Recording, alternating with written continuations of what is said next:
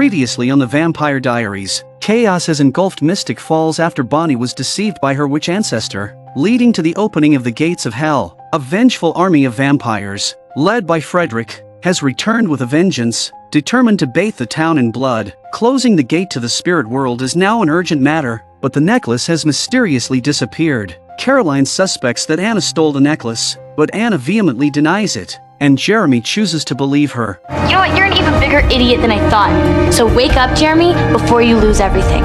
Caroline hints that if Jeremy doesn't let go of Anna, he might end up losing Bonnie too. She's trying to help him. Jeremy picks up on her underlying message. At that moment, Elena arrives, and Jeremy boldly confesses his love for Anna. I can touch her. I can kiss her. Just as the siblings face off, Anna suddenly appears. She gazes at Jeremy with deep affection, moved by his confession, but Elena's words also make Anna realize that Jeremy's life is just beginning and she is holding him back. It turns out the necklace was with Anna all along, but not wanting to burden Jeremy, she hands it over. Meanwhile, Mason rescued the severely injured Damon. It turned out Mason had gone to find the necessary tools. As Mason removes the wooden stake from Damon, Damon howls in pain. Now we're even, Damon says. I can't change what happened to me.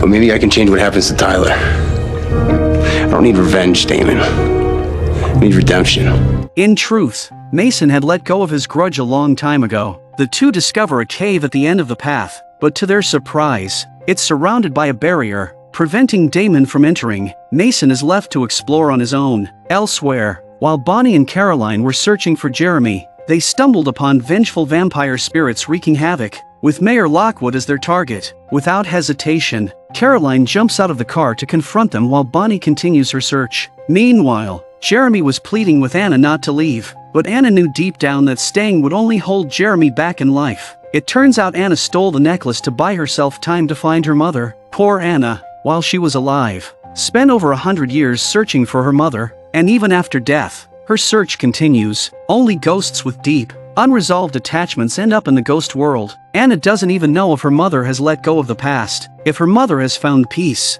Anna will never be able to find her. Anna dares not let go of her obsession. Maybe her mother is also looking for her. I don't want to be alone anymore. Anna hands the necklace to Jeremy and watches him walk away. Stefan has almost completed his reformation. The bloodthirstiness is gone, but he's still missing that final spark. Elena arrives to tell Lexi that the gates to the spirit world are about to close. Lexi is deeply saddened, as Stefan has yet to make his breakthrough. Meanwhile, Jeremy handed the necklace over to Bonnie. Neither of them said a word. Bonnie threw the necklace into the fireplace, and together with her grandmother, they cast a spell to send all the spirits back to the other side. Now his heart is over, it's hard on him. Now starts the crowd. What'd you find? No, where'd you go? Mason! Lexi could no longer witness Stefan's breakthrough, but at least she helped Elena confirm one thing. Stefan still had his humanity. Should be hoping, but I can't stop thinking. All the things we should have said that we never said. Anna and her mother finally found each other and found their peace. Bonnie restored the balance of nature, and it was time for her grandmother to go as well. Make it go away.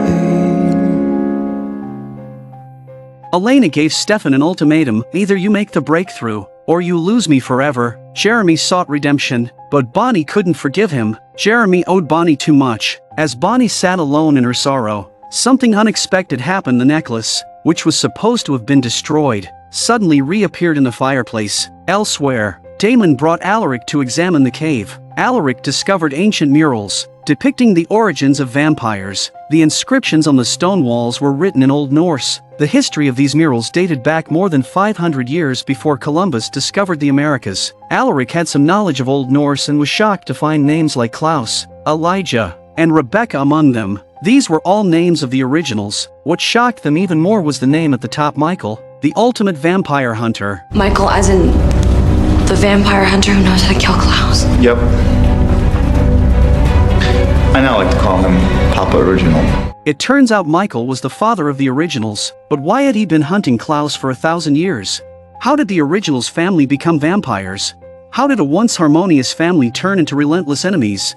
The truth was hidden within these cryptic carvings, but they were too obscure for Alaric to decipher immediately. He decided to take photos of the murals for further study. As Damon and Alaric discussed the findings, Damon also helped Elena train to unravel the mysteries of the originals. They would need to consult someone who had lived through it. Rebecca, one of the originals, was in town, indulging in her own amusements. Elena went directly to Rebecca and asked about the mural. "Why were you and your siblings hunted by your father?"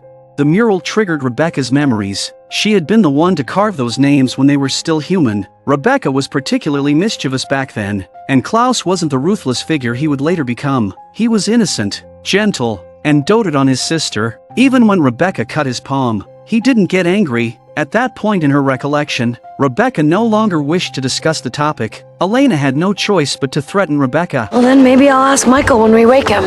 If you wake Michael, we are all doomed. So then tell me. Over 1,000 years ago, when Europe was ravaged by the plague, the Michaelson family was forced to cross the ocean and settle on this unfamiliar continent. At first, the family lived in harmony, except for Klaus, who was never favored by his father. Michael was both strict and volatile, and he was especially harsh on Klaus, constantly finding fault with him and humiliating him in front of others. It's safe to say that Klaus never experienced a moment of fatherly love growing up. Instead, he was frequently subjected to his father's brutal beatings, which left an indelible scar on his childhood. This is why Klaus fears his father so much. Later, the family discovered that the neighboring tribe were werewolves. So on the nights of the full moon, the Michaelsons would take refuge in the stone cave. The two tribes coexisted peacefully for many years. But one night, their youngest brother, Henrik, snuck out during the full moon to watch the werewolves transform and was killed by them. Elena was curious as to why the Michaelsons didn't leave after such a tragedy. It turns out that Michael's pride was the reason they were true Vikings, after all. So, the couple sought help from a dark witch, as Michael wanted the power to fight and surpass the werewolves. He wanted to fight and be superior to the wolves. Where they could bite, we had to bite harder. Where they had speed, we had to be faster. Agility, strength. Everything could be heightened. Our family could live forever. At what cost?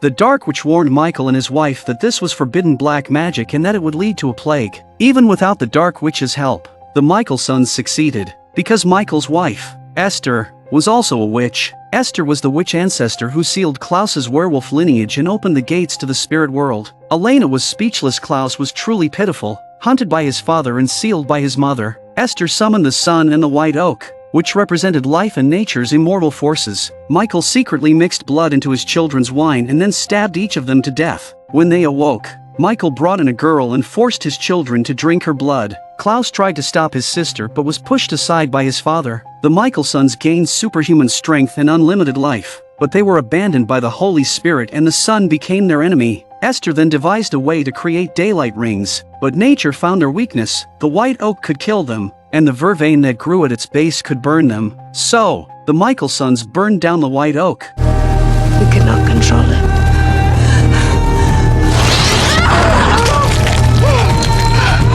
The predatory species was born. Michael, the father of the originals, discovered that his son Klaus wasn't his biological child and that Klaus had werewolf blood in him, a clear sign of his wife's betrayal. In a fit of rage, Michael wiped out the entire werewolf tribe. To atone for her mistake, Esther cast a spell to seal Klaus's werewolf side, but this wasn't enough to quell Michael's fury. He killed his wife with his own hands and then left the family. The Michelson siblings Elijah, Rebecca, and Klaus buried their mother and vowed that the Michelson family must always stay united. Though Klaus was only their half-brother, both Elijah and Rebecca loved him deeply. Rebecca was stubborn, Elijah was honorable, and Klaus couldn't tolerate anyone who disappointed him. This often led to conflicts among the siblings, but when faced with external threats, they always stood together. This is the bond of the Michelson family. Meanwhile, Damon went to visit his imprisoned brother. Stefan was drenched in sweat, weak and exhausted. To Stefan's surprise, Damon released him from his restraints. I think we could both use a drink. Stefan hadn't completed his breakthrough yet. Not only that, but Damon also compelled a girl, allowing Stefan to feed on her blood. Stefan was confused by his brother's actions, but he was starving. The girl wasn't drained of all her blood, showing that Lexi's reformation had some effect. Damon, however, didn't believe in Lexi's methods. He wanted Stefan to control his bloodlust. not eliminate it completely. Stefan responded with sarcasm. This was Damon's usual tactic, provoking Stefan in hopes of saving him in his own way. But when the conversation turned to Klaus, Stefan, in despair, said, "I can't resist his commands." Damon, frustrated, snapped, "Are you going to be his lapdog? Or will you get angry enough to try and change things?" Stefan remained despondent. Maybe I can help with that. Michael. Elsewhere, Alaric, using the clues Elena had gathered, revisited the cave murals. He uncovered a 1,000-year-old lie, after the witch ancestor Esther sealed Klaus's werewolf side. Klaus, in a fit of uncontrollable rage, accidentally killed his mother. The originals had all been deceived by Klaus. Elena then sought out Rebecca again and revealed this brutal truth. Klaus had framed Michael, fabricating the lie that their father had killed their mother. He didn't want to lose his siblings, but he hid the truth in a cave where vampires couldn't enter. Elena urged Rebecca to join forces with her to take down Klaus. Rebecca couldn't accept the truth. She screamed at Elena to shut up, then collapsed to her knees in despair. The brother she loved most was the very one responsible for destroying their family. Though Rebecca had lived for 1,000 years, deep down, she was still just a little girl. At a bar, Michael demanded that Stefan lure Klaus back to town, but Stefan, under Klaus's compulsion, couldn't do anything to harm his master. In response, Michael drove his hand into Damon's chest, threatening Stefan with Damon's life. Stefan tried several times to agree, but Klaus's hold over him was too strong. Just as Michael was about to rip out Damon's heart, Stefan finally broke through. His deeply buried humanity resurfaced, and he agreed to help Michael bring Klaus back to town. It seems that Stefan's true love is his brother after all. Damon, feeling smug, boasted that he had achieved what Elena couldn't, but Stefan stubbornly retorted, "I didn't break Klaus's control." Stefan, feeling a bit embarrassed, earnestly told Damon, "I'm doing this for myself. Once Klaus is dead, I'll be free." The Salvatore brothers continued to poke fun at each other's flaws. They might brawl over their pride, but when facing a powerful enemy, they would always fight side by side. This is the bond between them.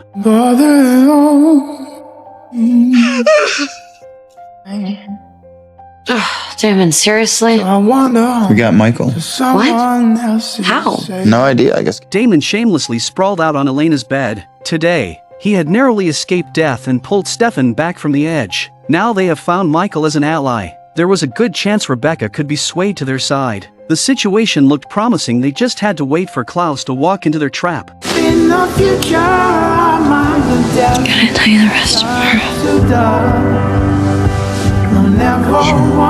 Moments ago, Stefan had called Klaus, telling him that Michael was dead. Because Stefan was under Klaus's compulsion, he couldn't lie to him. Michael had Elena use a dagger to stop his heart. In this way, Stefan did not deceive Klaus, but Klaus, ever cautious, insisted that his sister Rebecca confirm the truth. However, Klaus had miscalculated. His most trusted sister had already been turned against him. I'm miserable here.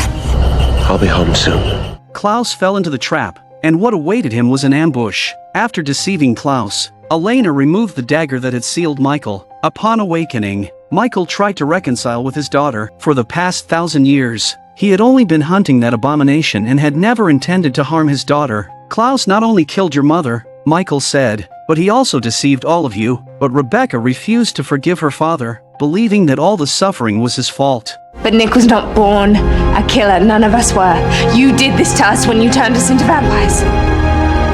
The existence of vampires was a result of Michael's relentless pursuit of power. Although everything is ready, Elena is still worried because Stefan is still under Klaus' control, and Rebecca is still wavering. Elijah had betrayed his promise before and saved Klaus, and there were too many factors that could cause this plan to fail. Damon secretly told Elena that he was working on a backup plan. They still didn't fully trust Stefan if he met with Klaus. There was a high chance he might inadvertently reveal the assassination plot. Stefan bluntly stated that he was more than willing to kill Klaus to gain his freedom. In contrast, he was more worried that Elena might let her emotions ruin the plan. Elena was left speechless. Later, Elena found Rebecca, who was busy choosing a dress for the ball. At heart, Rebecca was just a girl longing to live like a normal person. Rebecca had already done her part and didn't want to be involved in the plot to kill her brother. She just wanted to attend the ball that night. Out of goodwill, Rebecca warned Elena that Michael wasn't a good person either. Rebecca's feelings were incredibly conflicted. She and Klaus had been each other's only family for 1,000 years, and now she was helping outsiders plot his death. Elena comforted Rebecca,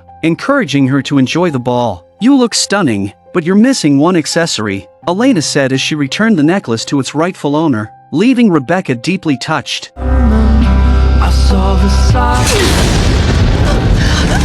Elena was becoming more like Catherine. This was the most strategic choice she could make to prevent Rebecca from betraying them at a critical moment. In the end, Rebecca never got to attend the ball she had been looking forward to.